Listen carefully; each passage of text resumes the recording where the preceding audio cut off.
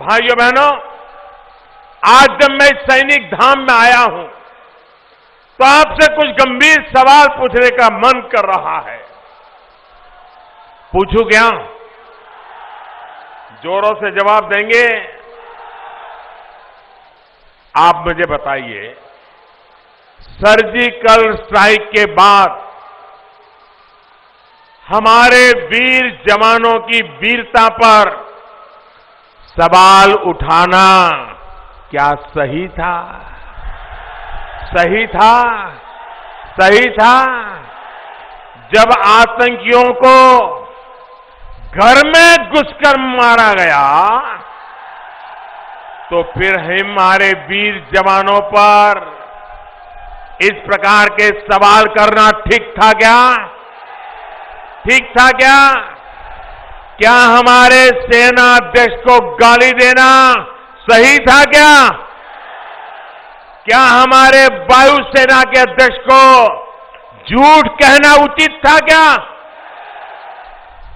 भाइयों बहनों, पाकिस्तान का हीरो बनने की चाहत में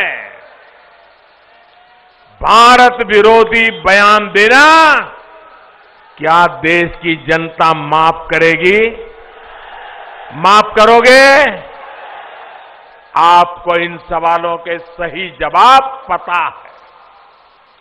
देश को इन सवालों के सही जवाब पता है, लेकिन कांग्रेस के नामदारों के राग दरबारी कहते हैं कि ऐसी बातें मोदी को नहीं करनी चाहिए। मोदी को बालाकोट की एयर स्ट्राइक की बात नहीं करनी चाहिए।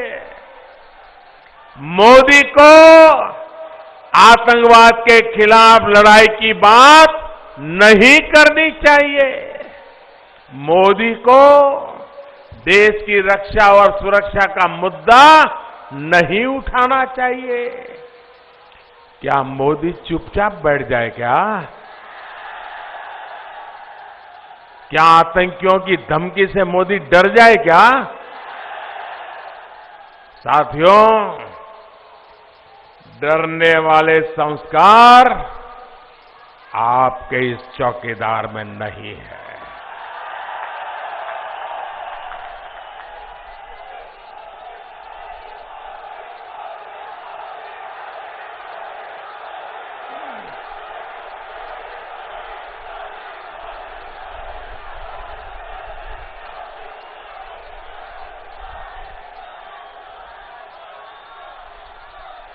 कान खोल करके सुन ले।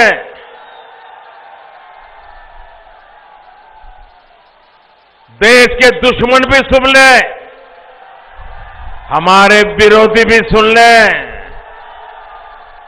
हम डरने वाले नहीं, बल्कि डटने वाले हैं। यही संस्कार उत्तराखंड की मिट्टी के हैं। यही संस्कार मां भारती ने हमें दिए हैं। डरने और झुकने का काम तो कांग्रेस का है, कांग्रेस के नामदारों का है। ये वो लोग हैं जिनका खून तब भी नहीं खोला जब देश के बीचों बीच भरी आबादी में आतंकी देश के लोगों का, वीर जवानों का खून बहा रहे थे। साथियों, देश की सेना हथियार मांगती थी, आधुनिक तोप मांगती थी, लड़ाकू विमान मांगती थी, बुलेट प्रूफ जैकेट मांगती थी, रात में देखने के लिए कैमरे मांगती थी, वन रैंक वन पेंशन मांगती थी और जवानों के सिर काटने वालों से बदला लेने की इजाजत मांगती थी। लेकिन मिलता था क्या?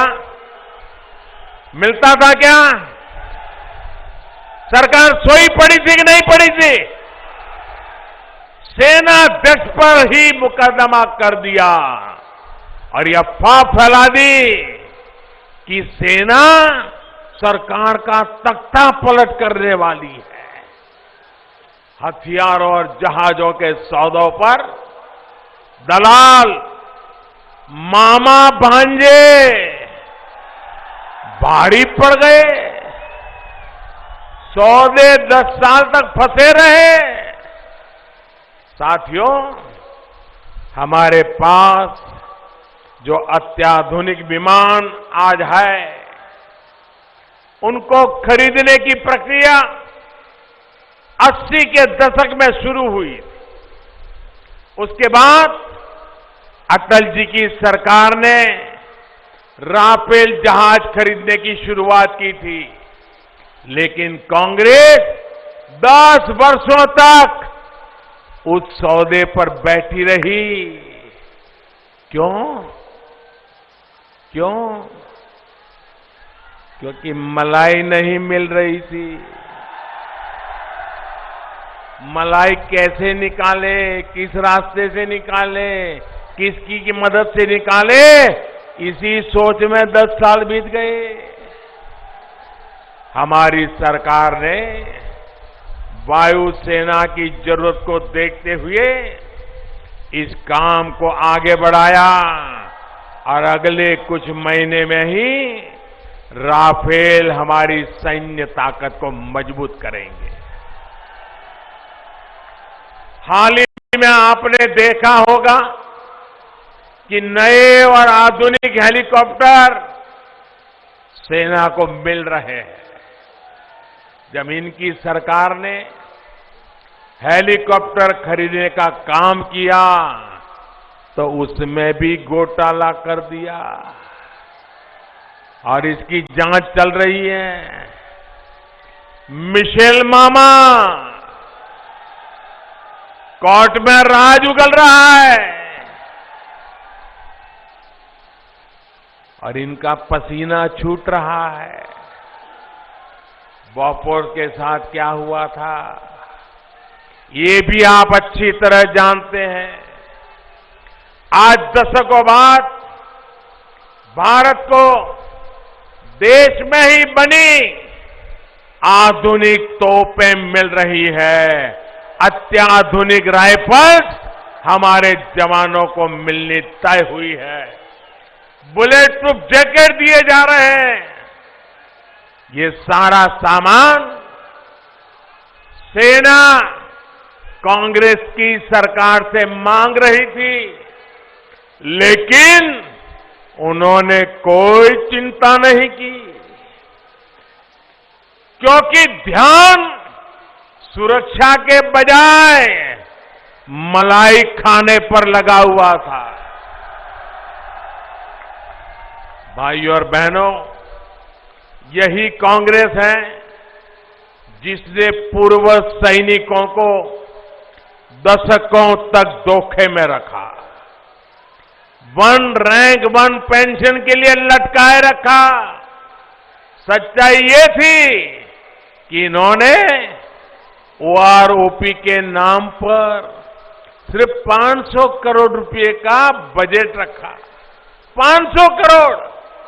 हमारी सरकार ने अपने वादे के मुताबिक 1 रैंक 1 पेंशन को मंजूरी दी और उसके तहत 35,000 करोड़ रुपए पूर्व सैनिकों तक पहुंचा दिए। 35,000 करोड़। कांग्रेस का बजट था 500 करोड़, हमने चुकवाए 35,000 करोड़। कितने? कितने? कितने? अब कांग्रेस की बातों पर कोई भरोसा करेगा क्या? क्या 500 करोड़ से 1 रैंक 1 पेंशन होता क्या? 35,000 करोड़ लगा हमें। झूठ बोलते चले जा रहे हैं। साथियों, कांग्रेस कभी लोगों की भावनाओं को समझ ही